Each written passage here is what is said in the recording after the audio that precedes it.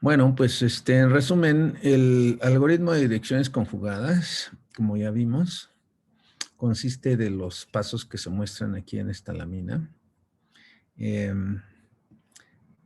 Pero bueno, la condición es que tengamos un conjunto de n direcciones conjugadas de 0 hasta dn-1 para poder utilizar este algoritmo.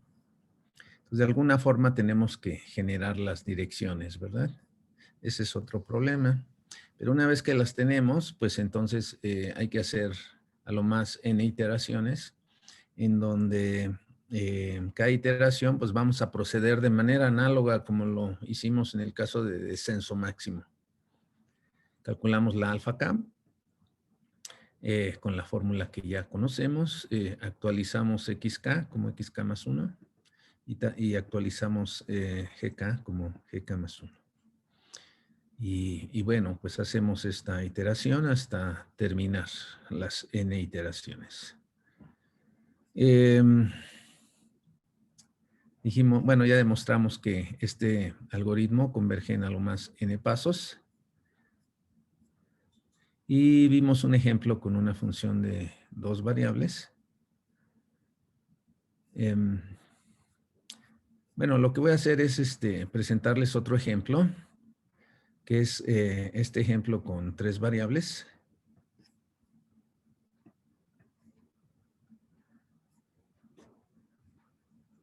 Es una función cuadrática. La matriz, pues, es la que se muestra en la pantalla y el vector es el 1, 1, 1. Entonces, en este problema voy a considerar como punto inicial el punto menos 1, 2, 1. Y vamos a generar dos conjuntos de direcciones conjugadas para comparar los resultados nada más y ver cómo se comportan, ¿no? Entonces, bueno, como primer conjunto de direcciones conjugadas vamos a considerar el vector 1, 0, 0, 0, 1, 0 y el vector menos un tercio, menos un medio, 1. Estas direcciones, estas tres direcciones Q conjugadas se generaron con el método de Gram-Schmidt. ¿Cómo se hicieron? Bueno, pues se escogen como vectores iniciales los vectores unitarios cartesianos. Y se aplica Gram-Schmidt y lo que me da pues son estos tres vectores, ¿no? Quedan fijos los dos primeros, solo cambia el tercero. Aplicamos el método de direcciones conjugadas, hacemos tres iteraciones y el resultado pues se muestra en la segunda columna. X0, X1, X2 y X3. X3 ya me proporciona la solución exacta del problema. El punto 3, punto 2, punto 1 es el mínimo de la función cuadrática dada. Ok, en el caso 2 tenemos igual otro conjunto de direcciones conjugadas, pero en este caso se comienza escogiendo, prefijando D0 como el negativo del gradiente en X0, donde X0 pues es menos 1, 2, 1. Ese gradiente pues es igual al vector que se muestra ahí, 3 menos 9, 5. Y las otras dos direcciones pues se van a generar. Se pueden hacer aplicando Gram-Schmidt de nuevo, ¿verdad? O resolviendo sistemas de ecuaciones, ¿verdad? Aplicando la condición de coortogonalidad. Aplicando entonces el método de direcciones conjugadas con estas nuevas direcciones, pues obtenemos nuevos puntos en la trayectoria. Lo importante es que al final el punto X3 va a ser otra vez el punto 3, punto 2, punto 1. Entonces, bueno, pues esto muestra que el algoritmo converge en este caso también en tres pasos. Y a continuación se muestran las trayectorias. Estas son las trayectorias en cada uno de los casos. En el primer caso, bueno, en ambos casos estamos empezando con el mismo punto X0. En el primer caso, pues la dirección de 0 es el vector 1, 0, 0. Por eso es que se ve así horizontal, ¿verdad? La trayectoria. Y el vector D1 es el 0, 1, 0, por lo tanto se mantiene horizontal. Es lo que tenemos acá, ¿verdad? 1, 0, 0, este es D0 y este es D1. 0, 1, 0. Son estos dos vectores, ¿verdad? Estas dos direcciones. Entonces, la tercera dirección, pues es la que desciende ya hacia el mínimo. En el segundo caso, tenemos que el vector de 0, pues es el vector 3 menos 9, 5. Sería este vector que viene de aquí hacia acá. Llegamos a x1, entonces vamos a obtener d1, que es este vector, y luego d2 me lleva al mínimo. Es este otro vector. ¿Ok?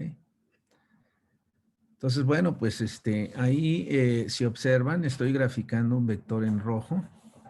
Ese vector en rojo es el gradiente de la función en el punto x2. En el primer caso, pues es un vector vertical, 0, 0.9. Y en el segundo caso, pues no es vertical, pero tiene ciertas características que yo espero que ustedes puedan observar. Bueno, aquí se menciona que el vector en ambos casos, este vector G2, en ambos casos, es ortogonal a D0 y a D1. O sea, es ortogonal en el primer caso a estos dos vectores. Y en el segundo caso, pues a los dos vectores D0 y D1 que se muestran ahí. ¿Sí lo observan?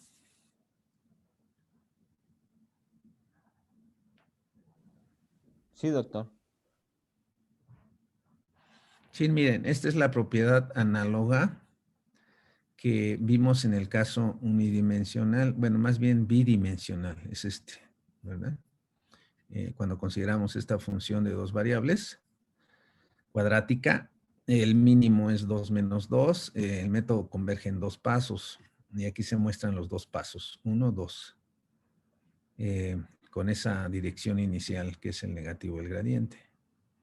Entonces, en este caso, el vector G1, el gradiente en el punto x1 es ortogonal al vector dirección de 0.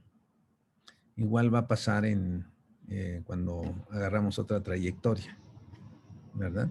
Estos son otros dos.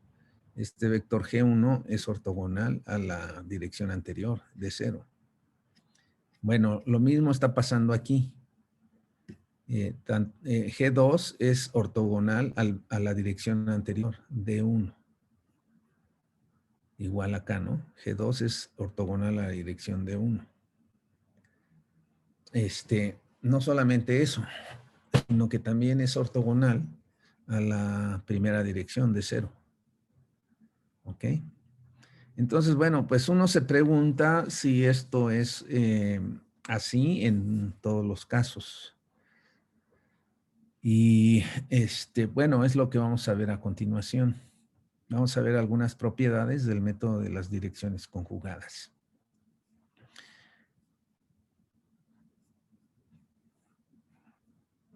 Bueno, entonces, el hecho de que GK más 1 es ortogonal a DK, eso se debe a que estamos calculando el paso alfa K como el mínimo de la función phi K, que se define de esta forma.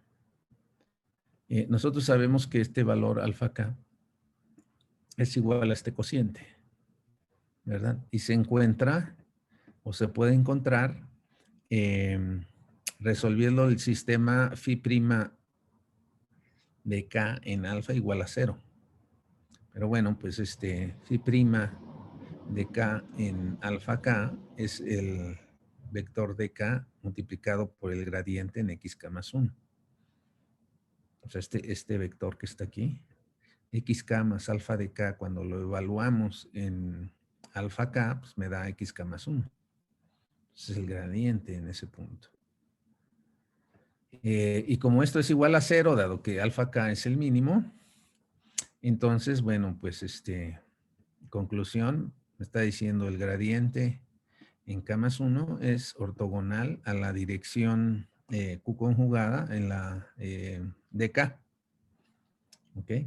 Entonces, eso demuestra que G2 es ortogonal a D1 en todos los casos, ¿verdad? Independientemente de las dimensiones que tengamos en el problema, siempre va a ocurrir eso. El gradiente en una iteración dada siempre va a ser ortogonal a la dirección anterior de K, por esa razón. Bueno, además, uno puede verificar que también se satisface la propiedad de descenso en el método de las direcciones conjugadas, ¿verdad? Suponiendo que la derivada GK no es cero, pues uno puede hacer expansión de Taylor alrededor de XK y luego evaluar en XK más 1.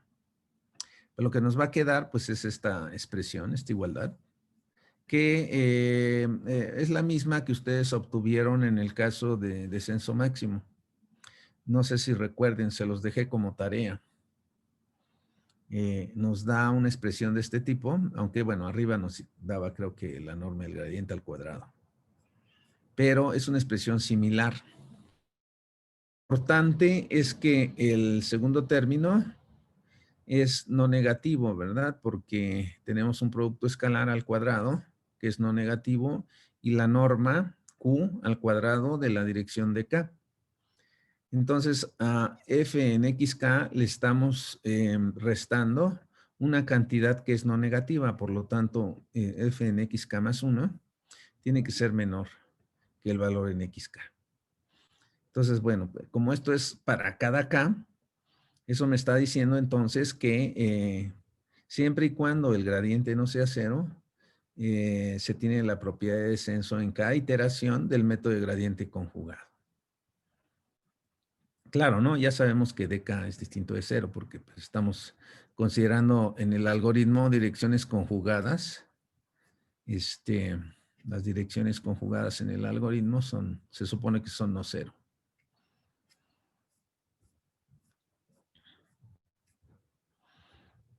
Ok. Ahora sí vamos a checar que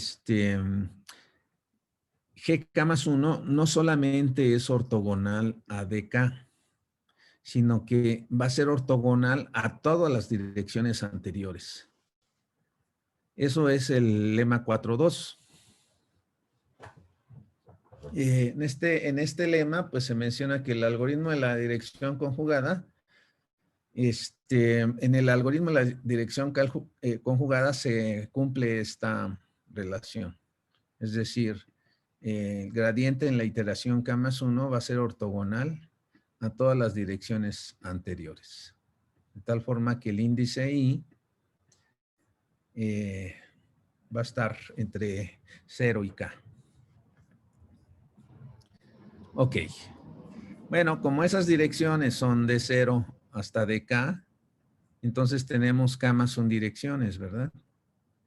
Entonces, si GK más 1 es ortogonal a cada una de ellas, entonces va a ser ortogonal al subespacio generado por esos vectores, ya que al ser Q conjugados, los vectores de 0 hasta dk, pues son linealmente independientes. Eso ya lo demostramos, ¿verdad? Entonces, bueno, pues conclusión, GK más 1 es ortogonal a un espacio de dimensión K más 1. Entonces, bueno, pues lo que vamos a hacer es demostrar precisamente esa relación en algunas líneas aquí. No es así muy complicado. Vamos a hacerlo por inducción sobre el índice K.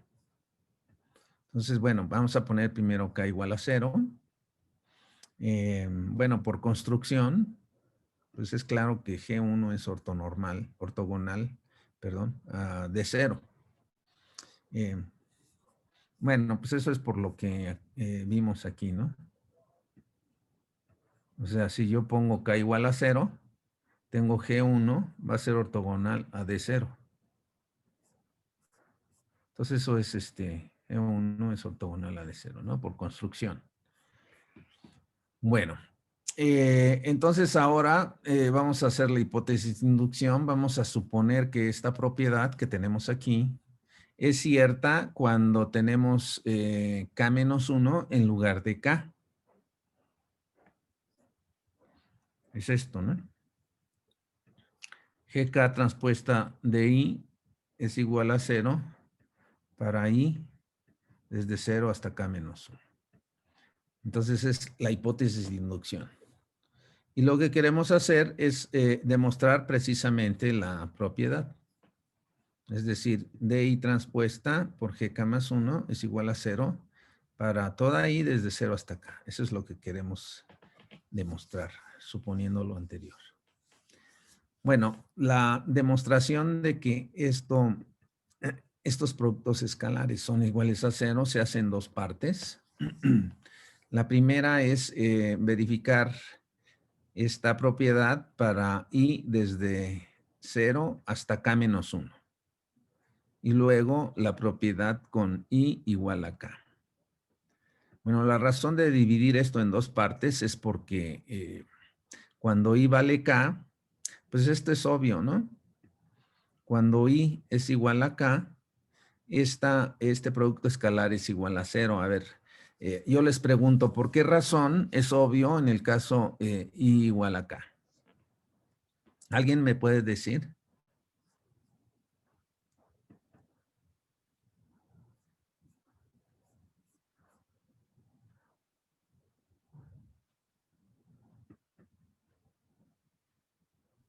Por lo mismo que miramos arriba. A ver, exactamente, ¿verdad? Es esto. O sea, DK transpuesta a GK más 1. GK más 1 es ortogonal a DK. Entonces, si ponemos aquí I igual a K, pues vamos a tener precisamente eso. Entonces, bueno, en ese caso es trivial. Lo que no es trivial es en el caso cuando I es menor que I menor que K. Bueno, entonces lo que vamos a hacer, vamos a considerar K fijo y vamos a tomar I cualquier valor entre 0 y K menos 1. Entonces, bueno, pues nosotros conocemos esta relación. GK más 1 es igual a GK más alfa K Q de K. Me parece que ese es el paso 3 del algoritmo. A ver, vamos a recordarlo. Sí, aquí está. Esta es la forma de actualizar el gradiente de una iteración a la siguiente. GK más 1 es GK más alfa K Q de K. Estamos aplicando esa propiedad.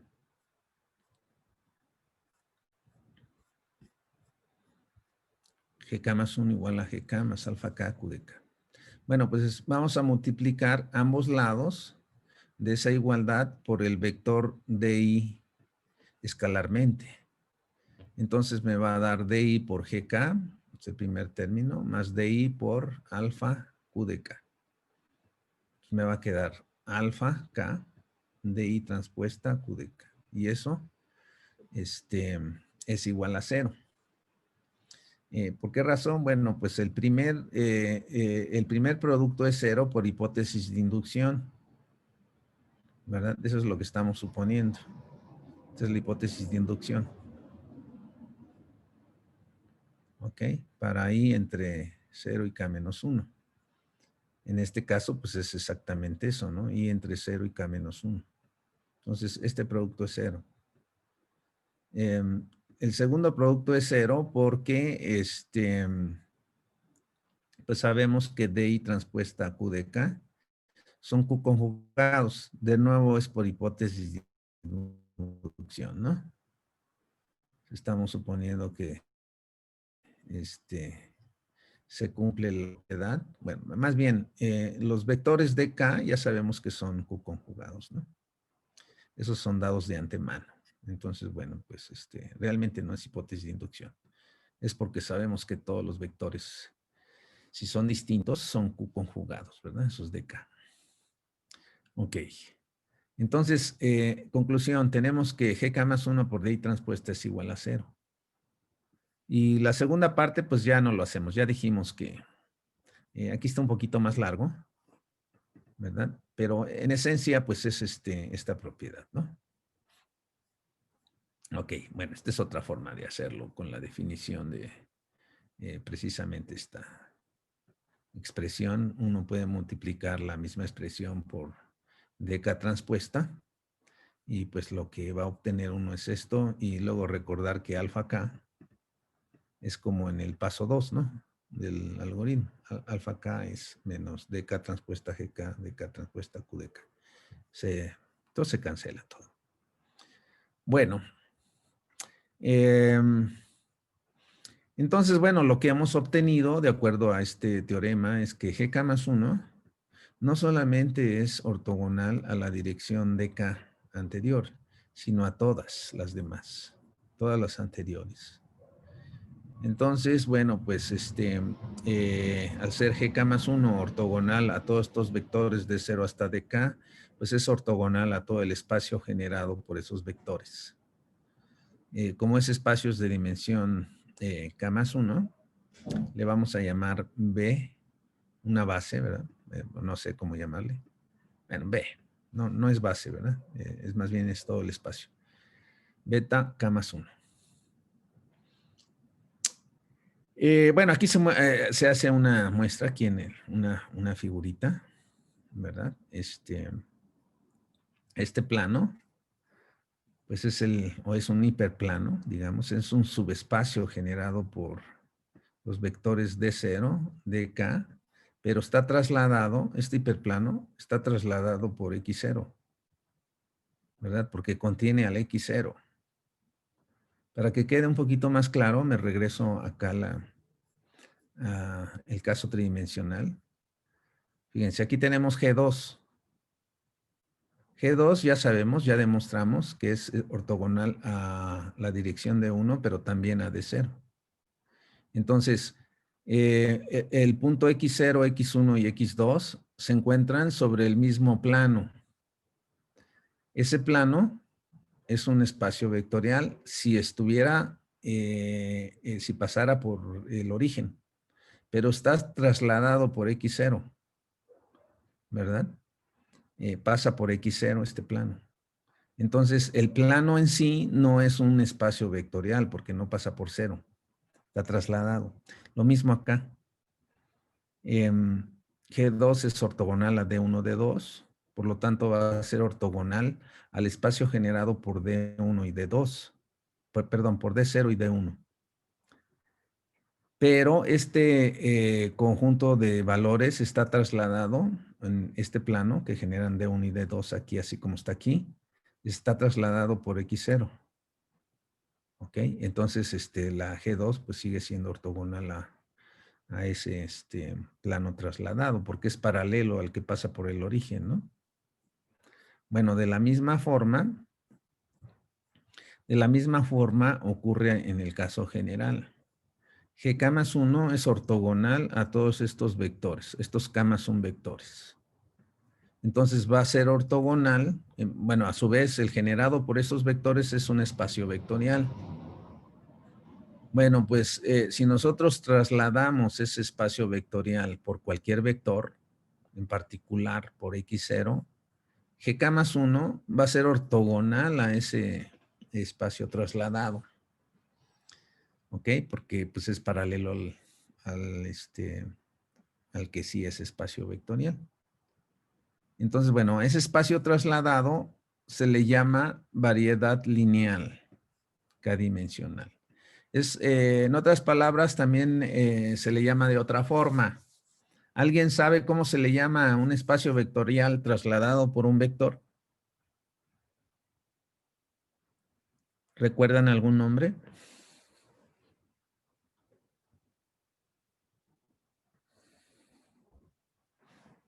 ¿Cómo se les llama a esos espacios?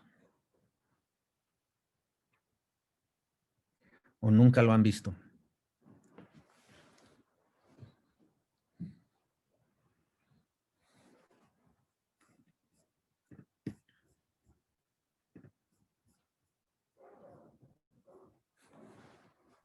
No, bueno, yo no me acuerdo. Ajá. Yo tampoco lo recuerdo. ¿No? ¿Alguien que se acuerde? ¿No llevaron cursos de álgebra lineal? A ver, los que hicieron la licenciatura en matemáticas en la UAM, ¿no llevaron álgebra lineal 2? O 3, no sé. Es un tema importante. Bueno, No recuerdo haberlo visto, pero creo que son los espacios afines. exactamente, eso es lo que quería que me dijeran. También se les llama espacio afín. Se utilizan también en optimización lineal. Si llevaron optimización lineal alguna vez, pues seguramente vieron espacios afines.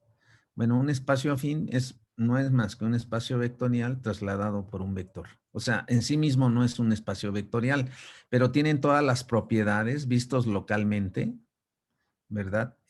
Como espacios vectoriales, aunque no lo son. Entonces, bueno, se les llama espacios afines, pero también se les llama variedades lineales. Depende, ¿no? De lo que esté uno estudiando. Si estás estudiando optimización lineal o álgebra lineal, se les llama espacios afines. Si estás estudiando ecuaciones diferenciales, se les llama variedad lineal. Y bueno, la dimensión indica que pues, su estructura pues, realmente depende de k-vectores, ¿no? Si es k-dimensional.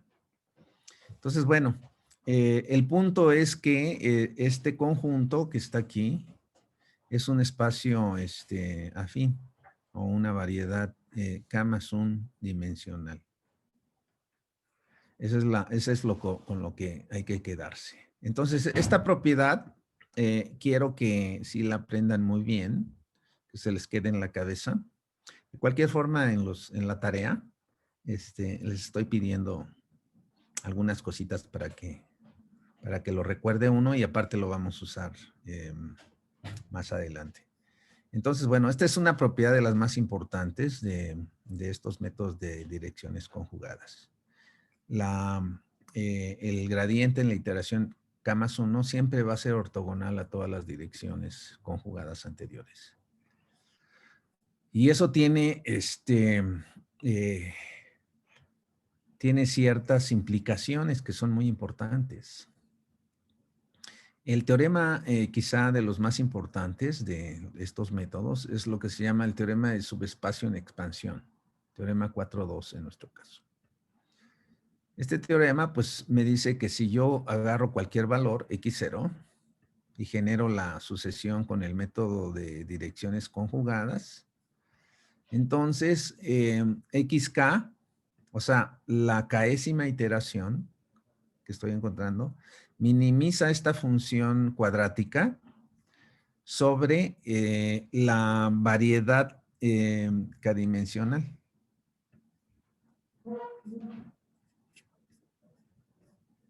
Esta variedad lineal o espacio afín.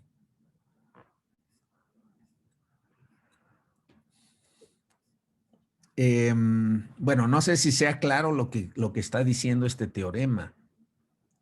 Quiero asegurarme que entienden qué es lo que dice el teorema. A ver, véanlo con calma.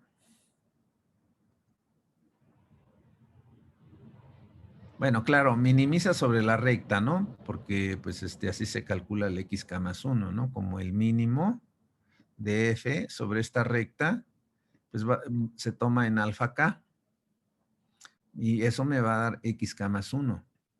Pero lo que me está diciendo este teorema es que no solamente, esta xk no solamente minimiza a f sobre esa línea, sino que minimiza a f sobre un espacio, o más bien sobre un conjunto más grande, un conjunto afín más grande, que es este conjunto, el generado por todas las direcciones desde 0 hasta k-1, trasladados por x0. Si se dan cuenta, ese resultado es muy fuerte. Lo que me está diciendo es que cuando avanzamos con el método de direcciones conjugadas, cada que encontramos un xk, estamos minimizando la función cada vez en un espacio afín mayor que el anterior. Ese es pues muy fuerte, ¿verdad? ¿Cómo es que si yo encuentro un xk+1, minimizando la función sobre una dirección,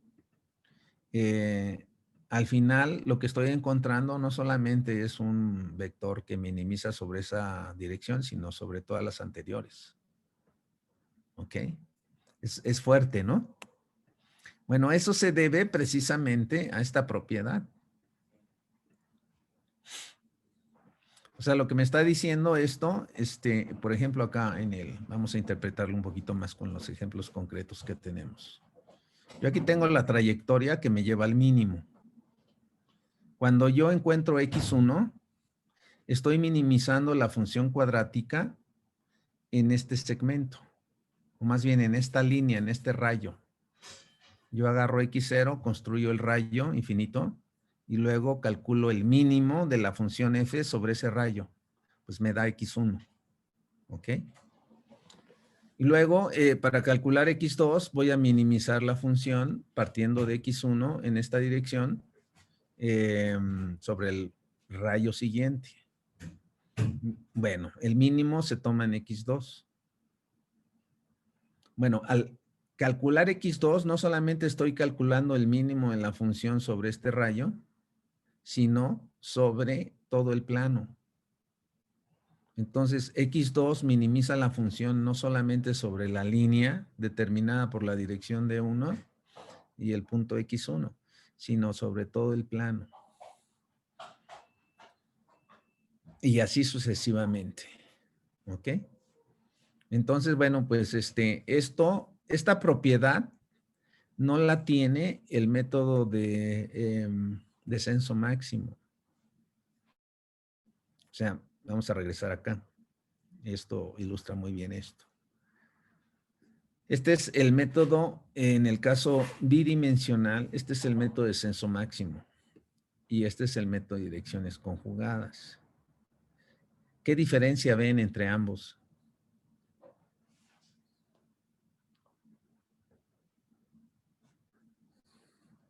Una diferencia importante. Así a simple vista.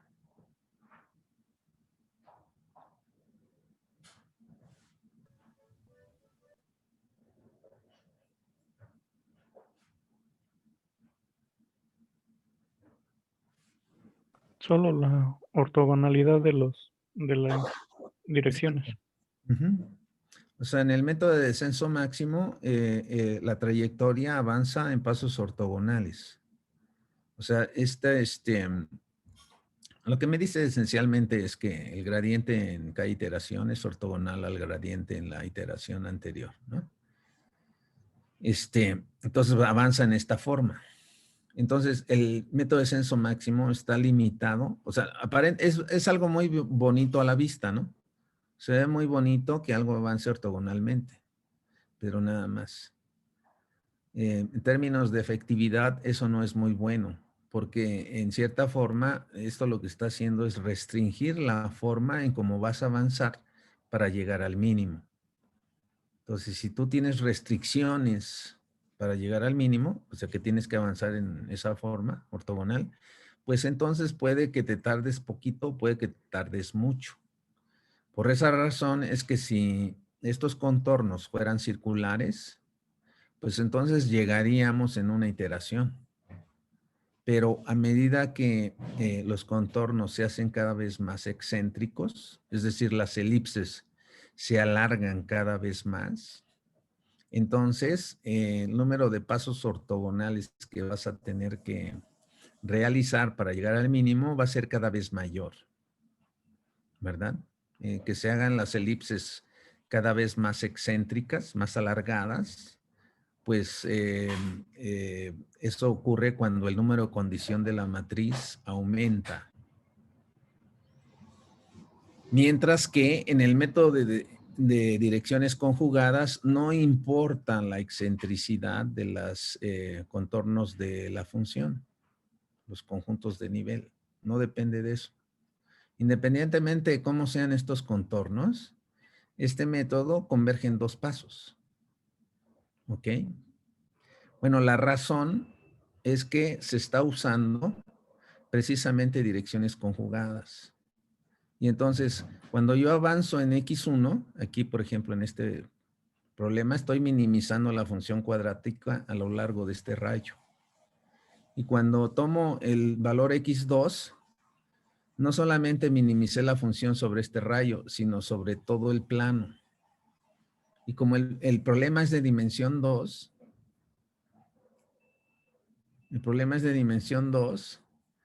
pues ya minimicé el punto x2, es el mínimo de la función en un espacio afín de dimensión 2. Pero un espacio afín de dimensión 2 en un espacio de dimensión 2 es igual al espacio total. ¿Verdad? Entonces lo mismo ocurre en 3 dimensiones. Este x3 que tengo aquí es el mínimo de la función cuadrática en un espacio afín de 3 dimensiones. O sea, las 3 direcciones anteriores, D0, D1, D2, trasladado por x0. Un espacio afín en 3 dimensiones, pues es igual al espacio total. Entonces, eso quiere decir que he minimizado a la función en todo el espacio. ¿Ok? Por eso es que converge en 3 pasos. Y lo mismo se puede ver en el caso n-dimensional. ¿Ok? Entonces, aquí, cuando llegamos a x más 1, hemos minimizado la función en un espacio afín k más 1 dimensional. ¿Ok? Entonces, cuando hacemos n pasos, pues tenemos un espacio afín n dimensional y ya terminamos. No puede continuar, ¿verdad? Pues ya se agotó todo. Entonces, esto es lo que dice en forma matemática el teorema del subespacio en expansión. No sé si esté claro. Es muy importante entender eso para que uno tenga un sentido de qué es lo que significa este método de direcciones conjugadas. Desde el punto de vista matemático, claro, ¿no? Y geométrico. Si tienen alguna duda, de una vez. Entonces el método siempre converge al mínimo global. Exactamente, para funciones cuadráticas. Ujú. ¿Sí? Claro, todo esto es suponiendo aritmética exacta, ¿verdad? Precisión infinita.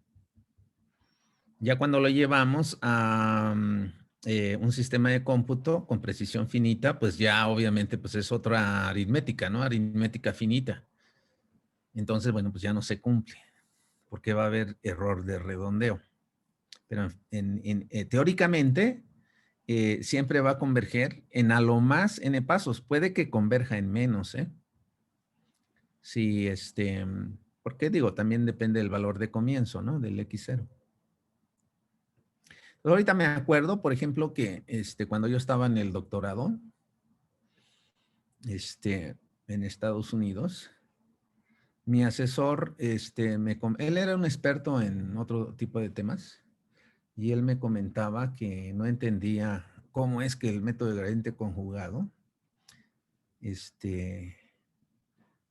convergía en n pasos, ¿no? O sea, no, sí sabían los teoremas y todo, pero que no entendía la esencia. Y a mí se me quedó muy grabado eso. Claro, yo tampoco lo entendía en esa época. Pero en realidad es algo muy sencillo, como les acabo de comentar, ¿no? Ya con los años, pues uno aprende a visualizar pues, las cosas que son importantes de otra forma, ¿no? En forma más simple. En realidad, pues no es algo muy complicado, como ustedes ven. Es muy simple. Sí se ve de manera adecuada. Entonces, bueno, una vez que uno ya, en realidad todo este tipo de cosas, y no solamente es en este campo, sino es en todos los campos. En realidad, los teoremas importantes y las propiedades importantes matemáticas, primero se visualizan de forma natural, ¿verdad? Ya sea geométrica, física, etcétera. Y posteriormente se demuestran formalmente. Pero primero se captan las propiedades, ¿no? De alguna forma, por experiencia o por geometría o por físico, por lo que sea. Posteriormente, el problema es demostrarlos técnicamente. Bueno, pues lo que vamos a hacer, pues es vamos a dar un argumento de que efectivamente así es, ¿no? Lo que me dice el teorema 4.2. Entonces, bueno, para hacer la demostración, vamos a aprovechar que este espacio afín o variedad k-dimensional tiene una estructura.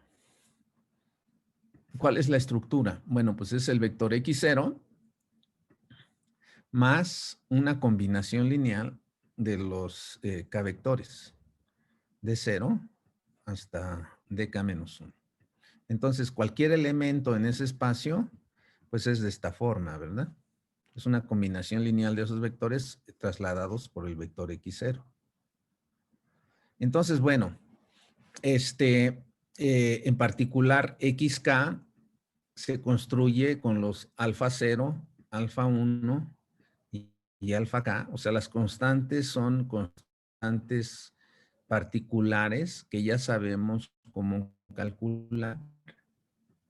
Esas constantes, pues son las alfas, son el paso 2, creo, ¿no? Del algoritmo. ¿Dónde está el algoritmo? Ya se me perdió. Acá está. Es el paso 2. Es alfa k. ¿Ok? Entonces, si xk más 1 es xk más alfa k de k, pues podemos proceder iterativamente, a su vez expander xk como xk menos 1 más alfa k menos 1 de k menos 1, y así sucesivamente hasta llegar a x0. Entonces lo que vamos a obtener, pues es precisamente la expresión para xk. Esta que tenemos aquí, ¿ok? Eso ya lo sabemos. Bueno, para cualquier otro vector en la misma variedad, pues entonces va a haber otras constantes, A0, A1, AK-1. De tal forma que ese vector arbitrario en la variedad k-dimensional, pues va a ser una expresión de este tipo, en donde yo no conozco cuáles son los valores A0, bueno, de antemano, ¿no? No sabe uno de antemano, va a depender de quién es este valor X. Pero no conozco A0, A1, AK-1. Es decir, A0, A1 y hasta AK-1 son parámetros.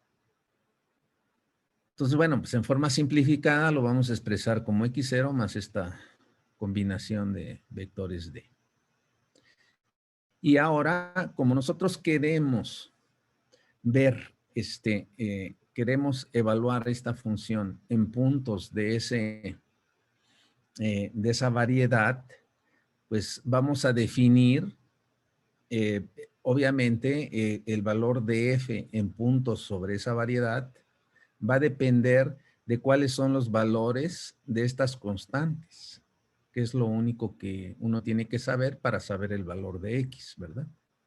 Entonces podemos definir una función que dependa de esas constantes, A0, A1 hasta K-1. Entonces esta función phi k es una función con k variables, A0 hasta K-1, definida a través de f.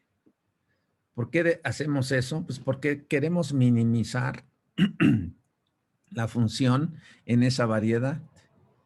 Entonces basta con minimizar esa función con respecto a las constantes. ¿Ok? Este es el análogo multidimensional de lo que es una línea. ¿Verdad? Si tenemos una línea, pues nada más tenemos un vector. Por ejemplo, así. Esa es una línea que pasa por x0, la dirección de 0. Si tenemos todo, es un hiperplano que pasa por x0 con esos vectores que definen el hiperplano o subespacio. ¿Ok? Pues bueno, pues este es el análogo, ¿no? Bueno, pues entonces, por condiciones necesarias de primer orden y condiciones suficientes de segundo orden, pues entonces para encontrar el mínimo sobre esa variedad, pues basta con derivar esta función, phi k, e igualarla a 0, ¿verdad? Y checar si la hessiana en el punto en donde esto se hace 0 es definida positiva. Si ocurre eso, entonces ya terminamos. Esa es la solución. Entonces, bueno, pues es lo que vamos a hacer a continuación. Tenemos esta función multidimensional en RK. Su derivada, pues va a ser claro, ¿no? Como es esta función, pues tenemos que calcular el gradiente de f evaluada en el punto, que es x0 más la suma, más la combinación lineal de los vectores conjugados, multiplicada por la derivada con respecto a cada una de estas constantes A0, A1 hasta AK-1 del argumento. Bueno, pero la derivada de esta expresión con respecto a A0 claramente es de 0. La derivada de la misma expresión con respecto a A1 claramente es de 1, el vector de 1, y así sucesivamente. Entonces, al derivar respecto a cada una de estas constantes, vamos a ir obteniendo D0, D1 hasta dk-1. Eso forma esta matriz, dk, que tiene como columnas precisamente a esos vectores. ¿Ok? Bueno, aquí les debo poner estos, estoy notando que no le puse la negrita. Este D0, el D debe ser negrita porque es vector. Entonces déjenme anotarlo. Es página 19. D0, D1 hasta dk-1 son negritas. Estoy usando la notación de negritas para vectores y caracteres normales para escalares. Entonces, bueno, en resumen, claro, ¿no? Hay que encontrar los valores donde esto es igual a 0. Pero pues yo sé que si evalúo este gradiente, o más bien esta derivada, la evalúo en los valores alfa 0, alfa 1 hasta alfa k-1. Si yo lo evalúo en esos valores, me va a dar esta expresión aquí adentro del paréntesis. Pero esta expresión x0 más esta combinación de las d's dentro del paréntesis me va a dar xk. Entonces, bueno, pues es lo que estoy haciendo aquí abajo. Estoy evaluando en alfa 0 hasta alfa k-1. Entonces me va a dar el gradiente de f. En lugar de toda la serie esta, voy a tener xk. Y como este es constante, esta matriz de k es constante, pues me queda igual. Bueno, pues resulta que ese producto es igual a 0. Este producto, claro, ¿no? El primero, el gradiente de f en xk transpuesta es gk transpuesta. Por dk es igual a 0. A ver, díganme por qué. Es igual a 0 ese producto, al vector 0. Porque son ortogonales a las direcciones, el gradiente. Exactamente. O sea, es el teorema, es esta propiedad que ya sabemos que debe cumplirse, ¿verdad? El gradiente es ortogonal a todas las direcciones anteriores. Bueno, en particular, este gradiente en K es ortogonal a todas estas direcciones anteriores. Por lo tanto, es al multiplicar, premultiplicar por esta matriz por GK, me tiene que dar el vector 0. Entonces, eso quiere decir que el valor, estas constantes alfa 0, alfa 1, alfa k-1, es un punto crítico de esta función. Entonces, bueno, pues lo que hay que ver es si es un mínimo. Bueno, para ver si es un mínimo, ese punto crítico, pues sacamos la segunda derivada. Entonces, bueno, no es complicado ver que si la primera derivada es esta expresión, pues la segunda derivada va a ser esta expresión. ¿Ok? Y esta expresión, bueno, a lo mejor se las dejo de tarea, no se me ha ocurrido. Pero bueno, la segunda derivada va a ser esta expresión. Y esta expresión es una matriz, o sea, es la matriz original, que ya sabemos que es definida positiva, premultiplicada por esta matriz y postmultiplicada por esta matriz. Bueno, esta matriz, que es otra matriz, es simétrica definida positiva. Uno lo puede checar fácilmente, ¿no?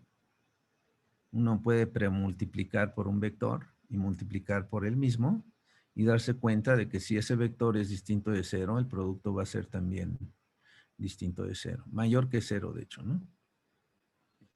¿Por qué razón? Porque pues un vector multiplicado por esta transpuesta y premultiplicado por esto, pues a su vez me da otro vector que es el mismo, ¿no? O sea, si yo pongo aquí x transpuesta, dk transpuesta, pues ese es el transpuesto de dk por x. Entonces, como si tuviera un vector y transpuesta qy.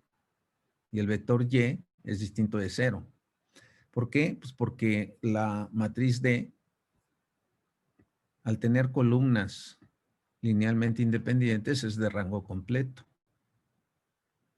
Entonces, si yo multiplico esa matriz por un vector no cero, me da otro vector en Rn que es no cero, por ser de rango completo.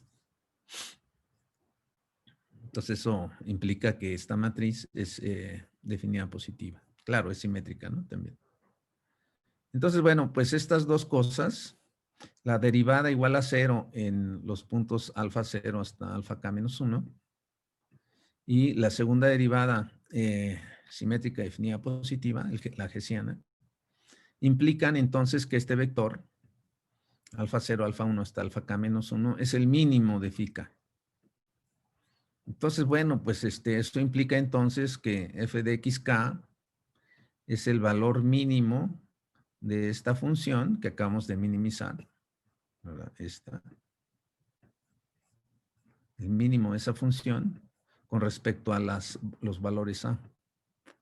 Entonces, bueno, pues ese es el mínimo de f de x precisamente en la variedad lineal k-dimensional o espacio afín.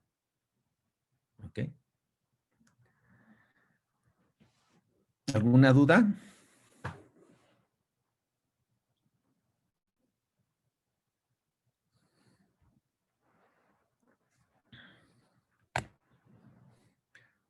Claro, ¿no? Pueden hacer ustedes los detalles técnicos de los cálculos, digamos. Pero bueno, las ideas generales más importantes son esas. Bueno, una cosa importante es que a este teorema se le conoce como el teorema del subespacio en expansión. Por las razones que ya les mencioné, ¿no? O sea, este espacio vectorial BK generado por las direcciones, a medida que avanzamos, en las iteraciones va a ir aumentando. Entonces el BK va a estar contenido en BK más 1, que a su vez va a estar contenido en BK más 2, etcétera, así, ¿no? Sucesivamente, hasta BN, que va a ser el espacio total. A ver, díganme, ¿por qué BK está contenido en BK más 1? Quiero ver si me van siguiendo.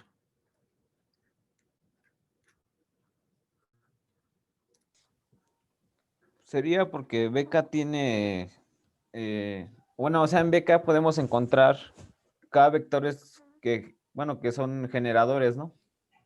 Sí, pues son las direcciones conjugadas desde 0 hasta K menos 1. Y el BK más 1 pues tiene las mismas más el vector de K. Se va agregando un vector cada vez, ¿no? Director conjugado. Entonces, bueno, pues obviamente BK está contenido en BK más 1. Bueno, no solamente eso, también los espacios afines van a estar contenidos, ¿no? O sea, estos espacios afines también van a estar contenidos, porque todos contienen a X0. Entonces, lo único que se está haciendo es agregar al espacio vectorial BK un generador más, ¿no? Entonces, bueno, por eso es que se le llama el teorema de subespacio en expansión. Y entonces, bueno, este teorema demuestra que efectivamente ocurre eso. O sea, cada que avanzamos en el método de direcciones conjugadas, estamos encontrando un nuevo punto xk que minimiza la función f en un espacio de dimensión k precisamente. Así que cuando llegamos al paso n, el enésimo paso, estamos encontrando el mínimo de f en un espacio afín n-dimensional. Bueno, ese espacio n-dimensional es todo el espacio. Por lo tanto, pues se termina en n pasos el método. Entonces, esto explica de manera general por qué el algoritmo converge en n pasos, ¿verdad? No sé si está claro.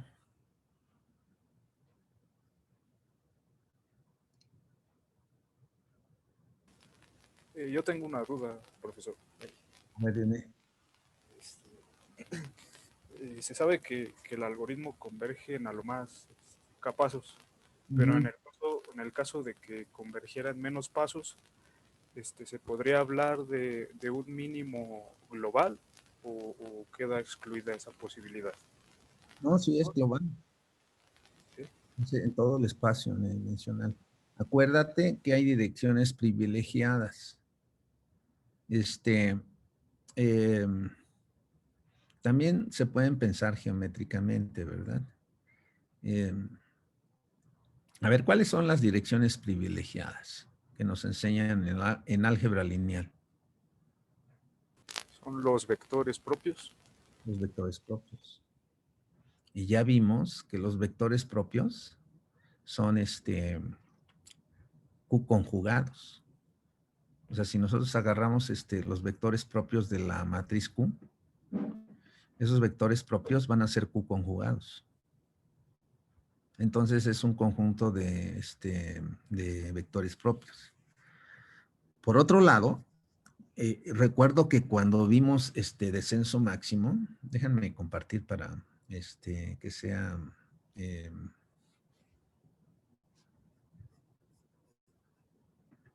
déjenme agarrar una pizarra para que sea un poquito más claro lo que les quiero decir.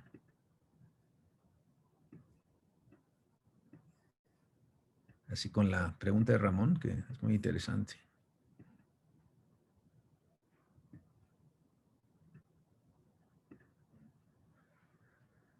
Fíjense, no sé si recuerden que cuando teníamos el método de descenso máximo, supongan que estas son las curvas de nivel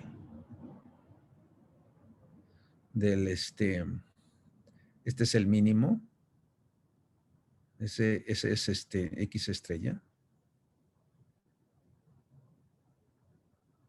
Y bueno, pues uno tiene la opción de poner un X0 en cualquier lugar, ¿verdad? Pero en particular, si uno escoge X0, el punto X0, tienes el buen tino y la buena suerte de escoger X0 de tal manera que X0 menos X estrella es un valor propio. Es un vector propio, perdón.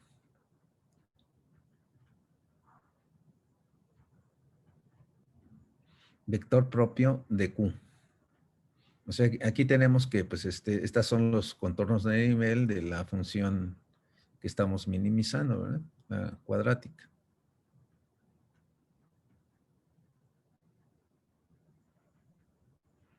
Puede tener una constante, no importa la constante. Es un vector propio de esto. Con descenso máximo, ¿eso qué implicaba?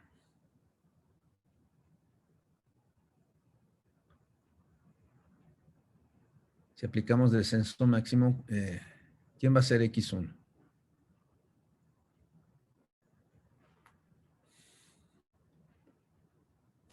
Es Q inversa por el vector B. O sea, es X estrella. Exactamente. Entonces el algoritmo converge en un paso. ¿Por qué razón? Bueno, pues porque estas son direcciones privilegiadas, ¿verdad? Están a lo largo de los ejes, semiejes de la elipse. Entonces, bueno, el negativo del gradiente apunta en esa dirección. Igual si escogemos este punto x0, ¿no? Va a pasar lo mismo. Entonces, si tú escoges una dirección privilegiada, si la conoces, pues ya, ahora sí que ya tienes la solución, ¿no? A la vuelta de la esquina. Pero lo malo es que eso no ocurre porque cuando uno tiene un problema en general, pues son problemas en donde, pues, de por sí, si supieras algo, pues, qué padre, ¿no? Pero en general no vamos a saber. Y es más caro calcular vectores propios que resolver sistemas de ecuaciones. ¿Ok? Es un problema más complicado. Pero puedes tener la suerte de agarrar un X0 y dices, ay, la torre, ¿y por qué convergen menos pasos? Bueno, porque en algún momento, aquí estamos en R2, ¿no? Por eso pues, se puede ilustrar fácilmente esto así.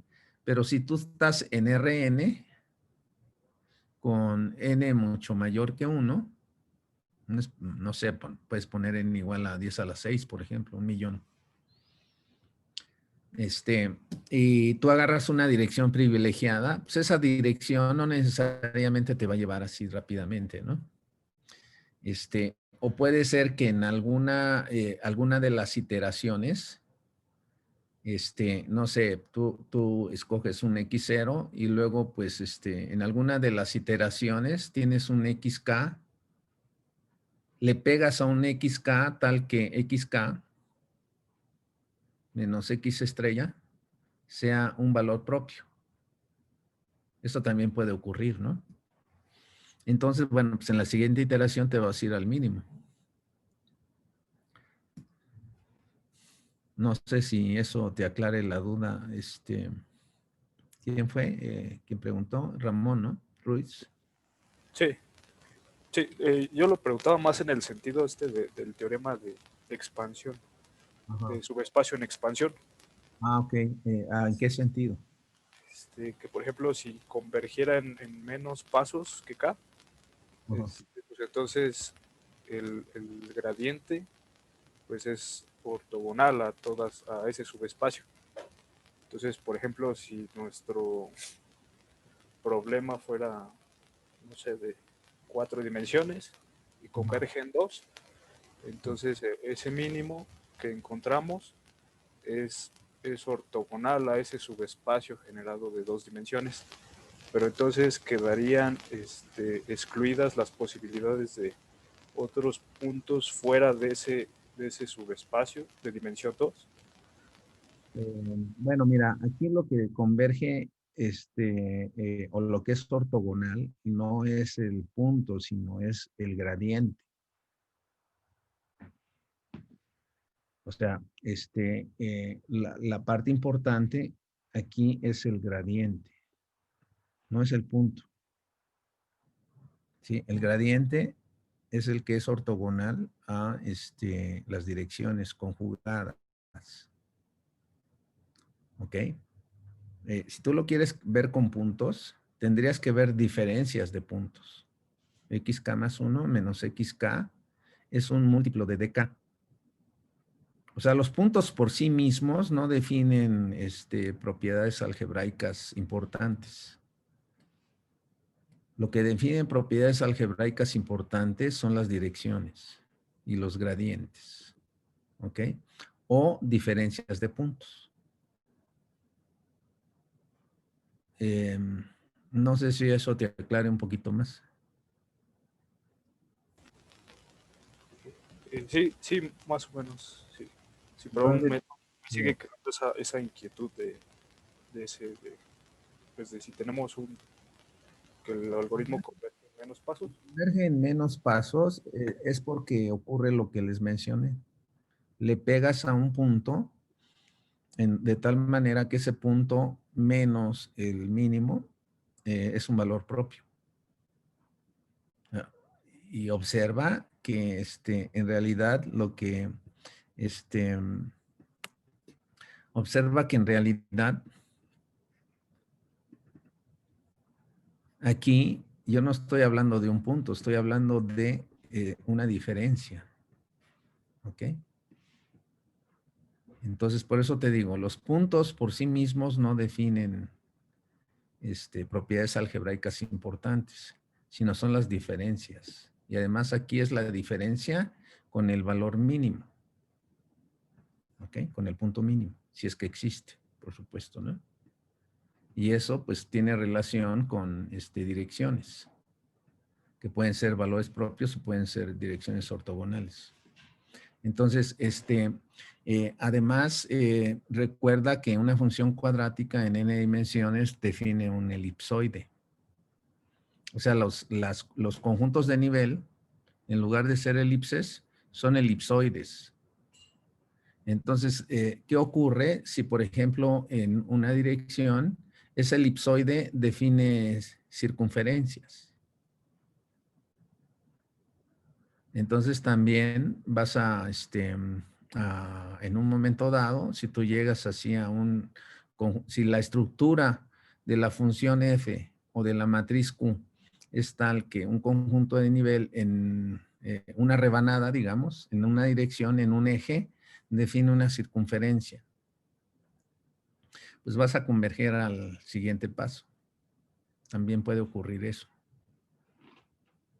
¿Ok? Entonces, hay diferentes formas de cómo puede ocurrir eso, pero no es, o sea, nunca va a ser solito el punto X el que te va a dar esa clave, sino van a ser, pues, diferencias de iteraciones o errores, ¿no? En este caso es el E0. O direcciones. Este es el EK.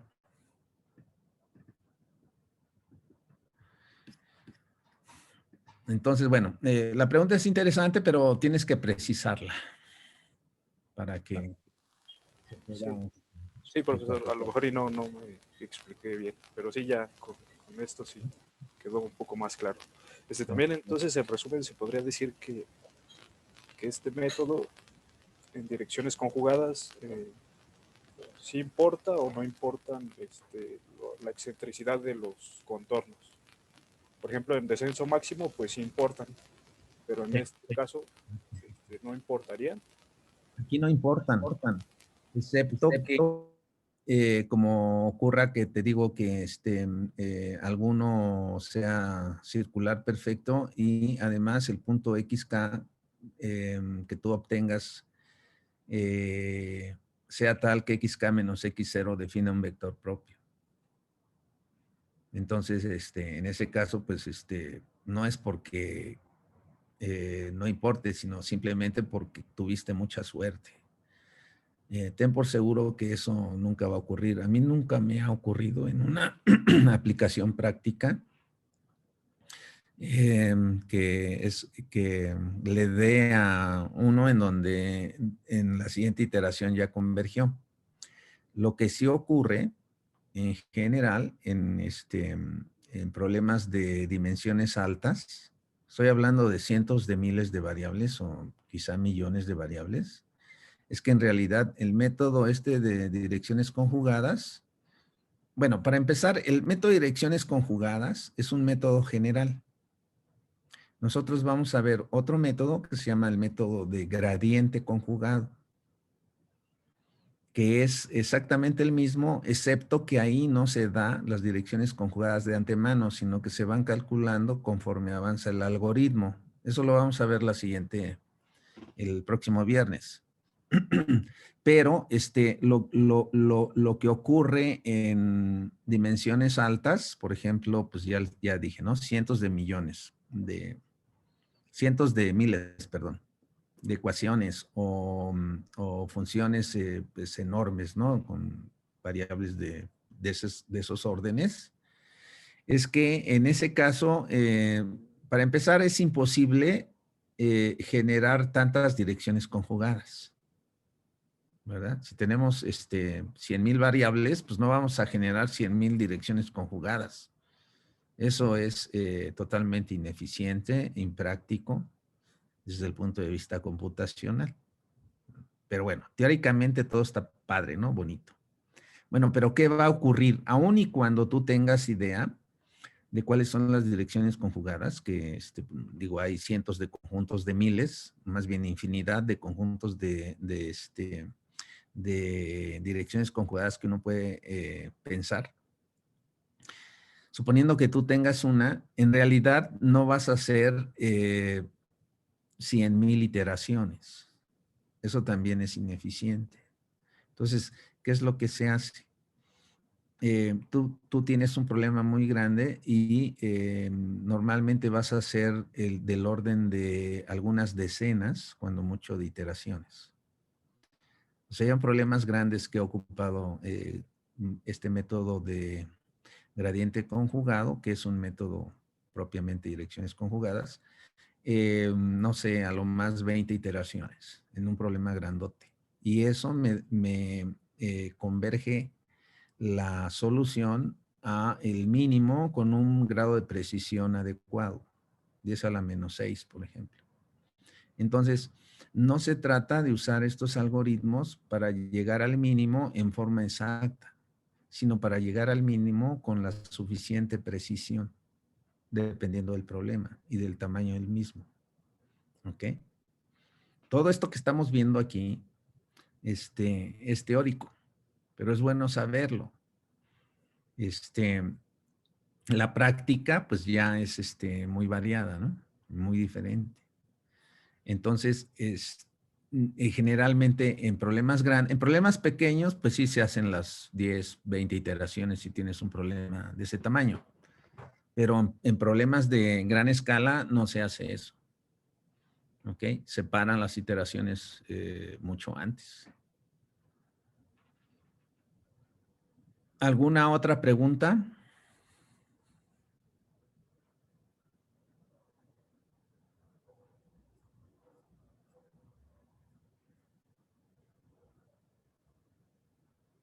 Bueno, miren, No, pues, ajá,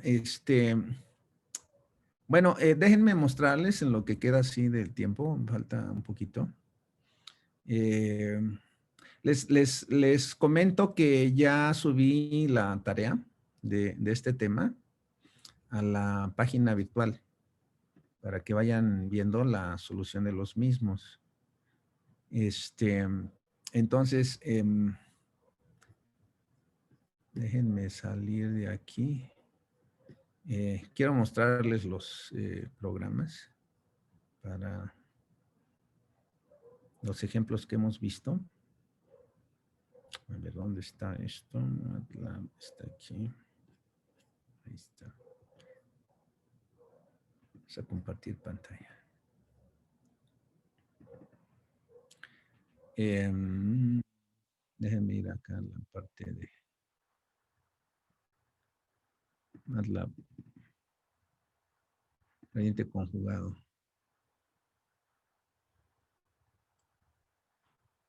Bueno, aquí tengo el método de direcciones conjugadas. ¿Sí lo alcanzan a ver?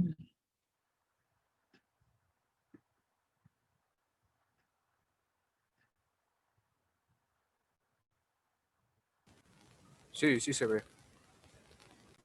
Ok, bueno, entonces este método de direcciones conjugadas, tenemos Q, la matriz de la función cuadrática, B, que es el vector asociado al gradiente, ¿no? El gradiente es QX menos B.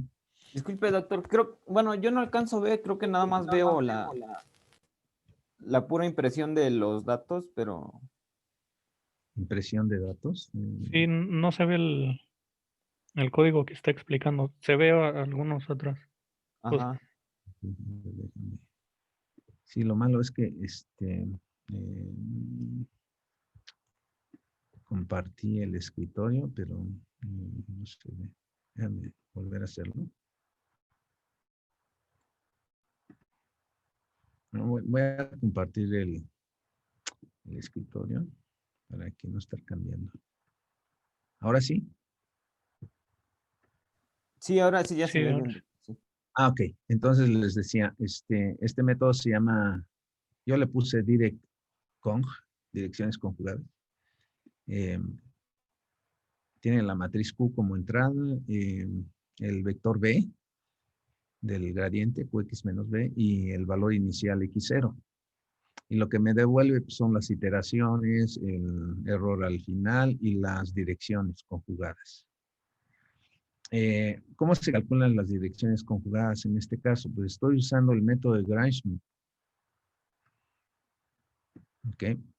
Eso me produce direcciones conjugadas. En el caso de dimensiones bajas, 2, 3, 5, incluso 10, funciona bien. Recuerden que yo ya les dije que el método Gram-Schmidt para generar vectores ortogonales es inestable. Entonces, si tenemos un problema de tamaño grande, pues no conviene usarlo. Porque se va a degradar la ortogonalidad conforme la dimensión aumenta. Pero claro, es seguro usarlo en dimensiones pequeñas. Pues yo lo estoy usando aquí porque pues estamos con problemas de juguete, ¿no? Entonces estamos usando métodos de juguete también. Que es Gram-Schmidt. Gram-Schmidt es una herramienta poderosa desde el punto de vista teórico, pero desde el punto de vista práctico, no se los recomiendo. Bueno, el punto es nada más ilustrar el método. Y bueno, el método, pues, realmente las iteraciones se realizan aquí en este loop. Vean que estoy poniendo K, el número de iteraciones desde 1 hasta N. Entonces, bueno, pues en cada iteración se calcula se toma la dirección conjugada correspondiente, que ya se calculó acá con el método Gram-Schmidt.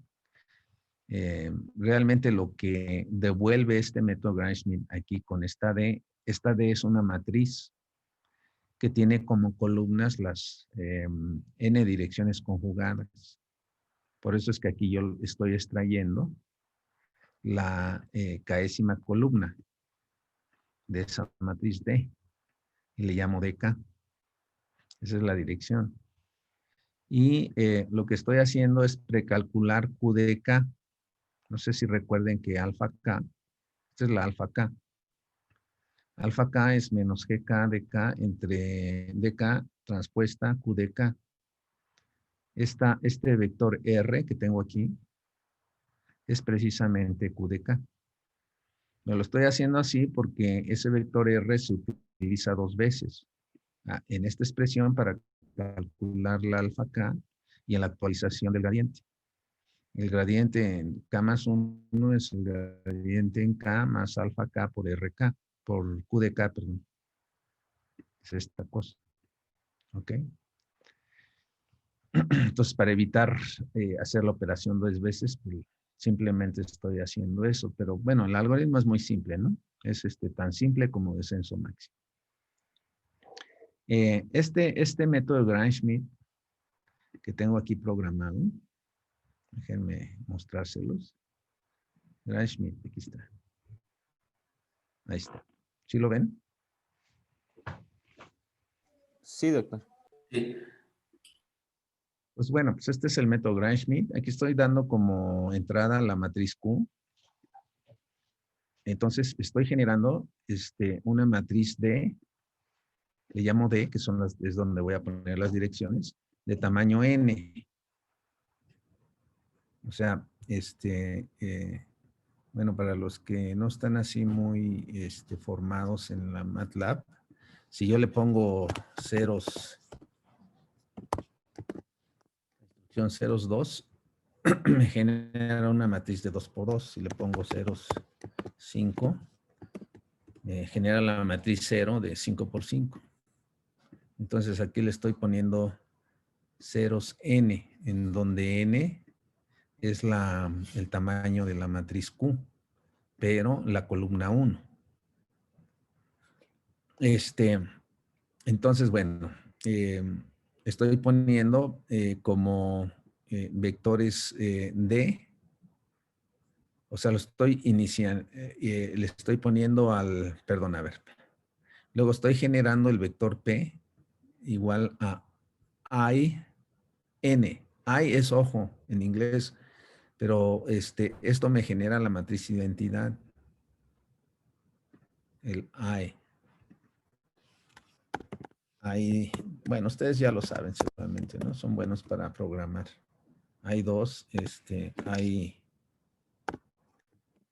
5. En general, la matriz 5, identidad. Se utiliza este I porque se pronuncia igual que la I mayúscula, ¿verdad? Que se usa en matemáticas para la matriz identidad. Lo que pasa es que la I latina creo que está reservada para números complejos, entonces pues, no es seguro usarla como variable.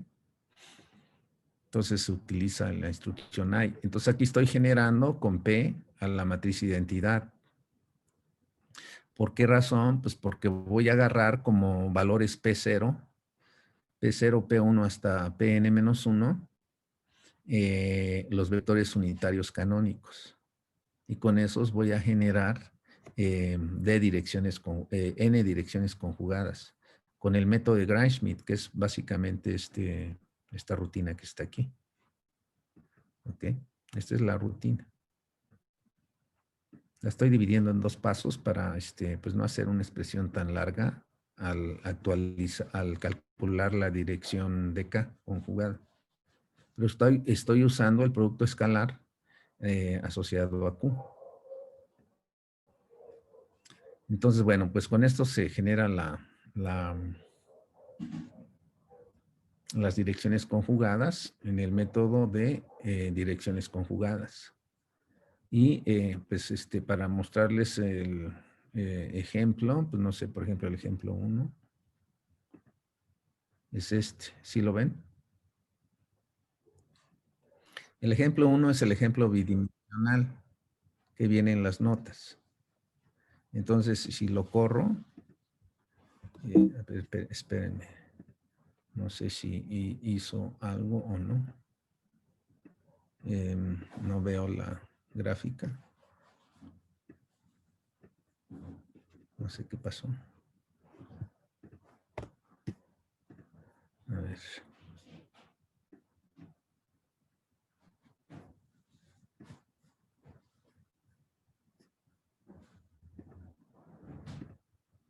Así, ahí está la gráfica.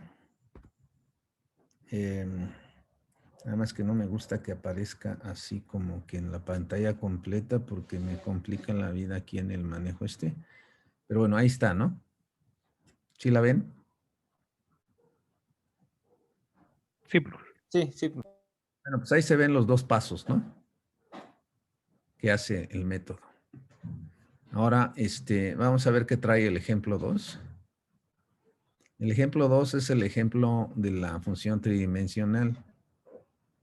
Esta es la matriz Q, este es el vector B. Se toma como punto inicial, si recuerdan en las notas, es -1, 2, 1, el punto inicial. Y entonces aquí estoy haciendo el método de direcciones conjugadas, en donde las direcciones conjugadas se generan por Gram-Schmidt y luego pues viene la graficación. Déjenme correrlo. Ahí está. Entonces me da si ven el dibujo, me da la trayectoria. Creo que yo se las mostré con esta perspectiva. Nada más le puse las flechitas, ¿no? Y los valores, pues, D0, etcétera, ¿no? Este es X0, X1, X2, y este es X3, esta es la solución. Es punto 3. Si quieren le pico ahí para que vean. Es punto 3, punto 2, punto 1. Y bueno, pues los demás, pues son los valores de las iteraciones. Acá está el punto inicial.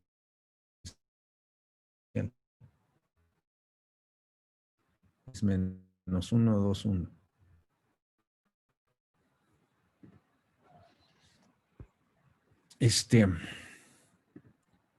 Bueno, pues estos son ejemplos que uno puede pues manipular. Este ya es el método de gradiente conjugado. Eso lo vamos a ver el viernes. Entonces, bueno, parece que ya puse estos programas que les acabo de mostrar en la página virtual. Vean eso y vean la tarea. ¿Alguna duda?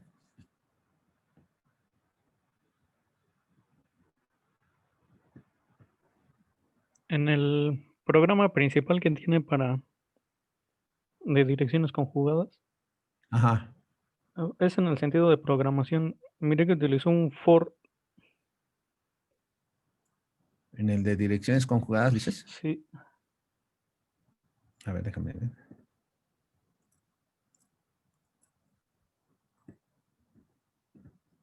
Déjame compartir. Direcciones conjugadas. Ah, sí. Aquí sí tiene un for. Es este, ¿verdad? no se alcanza a ver en la pantalla, no se ve. No se ve. A ver, espérame.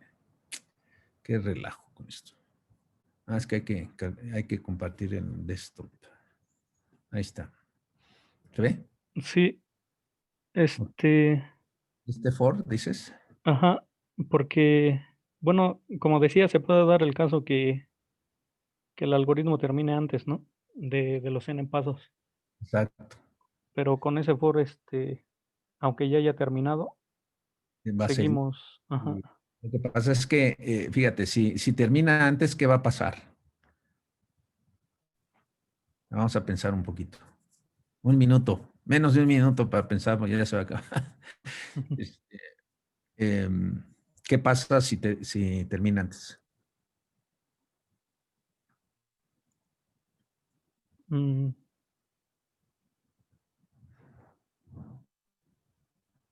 Lo que uno esperaría es que si termina en una iteración xk más 1 sea igual a xk, ¿no? ujú.